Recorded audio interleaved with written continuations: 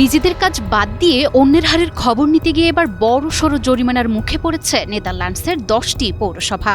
উগ্রবাদ ঠেকানোর দোহাই দিয়ে স্থানীয় মুসলিমদের উপর রীতিমতো গোয়েন্দাগিরি চালিয়েছে তারা। তবে লাভ তো হলোই না, উল্টো ডাটা প্রোটেকশন কর্তৃপক্ষের কাছে হাতে নাতে ধরা পড়ে এখন 2.5 লাখ ইউরো জরিমানা গুনতে হচ্ছে তাদের। নেদারল্যান্ডসের ডেলফট থেকে টিলবার্গ শহরগুলোর সাজানো গোছানো প্রশাসনিক কাঠামোর আড়ালে চলছিল এক অনৈতিক চর্চা। মুসলিম বাসিন্দাদের অজান্তে তাদের ব্যক্তিগত জীবন, ধর্মীয় বিশ্বাস এবং মসজিদের অভ্যন্তরীণ কার্যক্রম নিয়ে গোপনে তথ্য সংগ্রহ করছিল খোদ স্থানীয় প্রশাসন।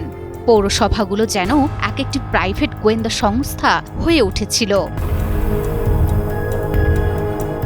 সংবাদ মাধ্যম টিআরটি ওয়ার্ল্ডের তথ্যমতে সিরিয়ার গৃহযুদ্ধ ও চরমপন্থা দমনের অজুহাতে ডাচ সরকার ও সন্ত্রাসবিরোধী সংস্থা এনসিটিভির আহ্বানে সাড়া দিয়ে এই 10টি পৌরসভা একটি বেসরকারি সংস্থাকে দিয়ে তদন্ত চালায়।